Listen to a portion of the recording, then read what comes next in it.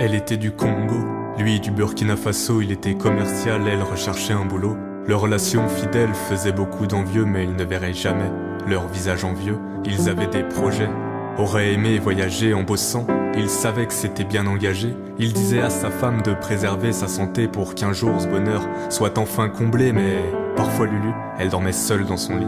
Elle attendait angoissée son cher petit mari. Faut préciser que dans son pays, t'as beaucoup d'ennemis, là-bas l'argent n'est pas ton meilleur ami. Elle était partie en France pour ne plus être menacée, stockée comme un bagage dans un avion déglingué. Fallait survivre pour nous raconter la douleur de la fuite et l'abandon d'un bien-aimé. Je vous parle de Lulu.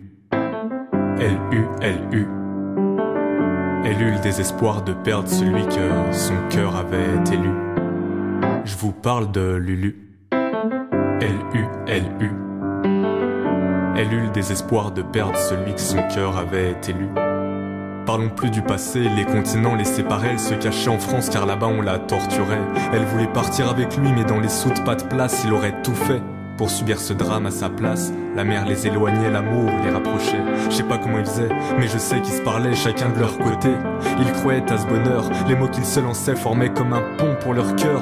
Pour évacuer, elle s'asseyait sur la plage, elle ouvrait son cœur comme un livre, ouvre sa page, elle lisait une histoire d'amour magnifique, mais priait pour que la fin ne soit pas tragique.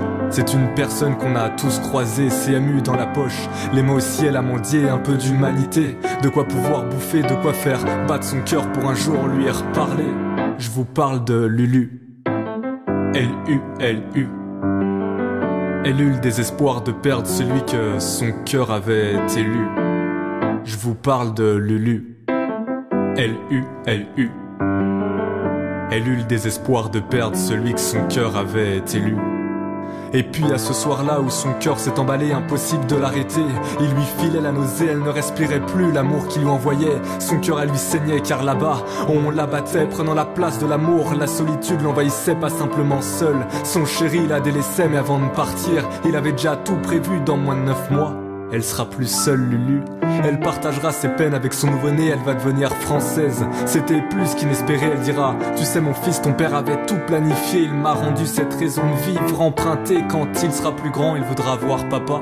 Quand elle aura l'argent, ils repartiront là-bas et devant une tombe fictive, elle repensera à l'amour qu'on lui a pris de ses bras, à la haine qui la ronge parfois, à la vie, au petit, à l'histoire, au mépris, à la force de l'envie, Lulu. Nous sommes à la fin, toi à peine au début, alors respire cette vie. Tu le mérites, Lulu.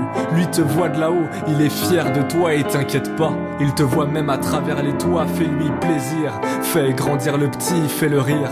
Il affrontera beaucoup mieux la vie et si un soir il t'arrive de regretter, pense à l'avenir, Lulu. Tu n'as plus qu'à le tracer, Lulu. Crois-moi, ton fils t'apportera cet amour qu'ils t'ont arraché des bras, Lulu. Crois-moi, ton fils t'apportera la force de supporter ce poids, Lulu. Crois-moi, ce sourire d'antan, tu le retrouveras, Lulu.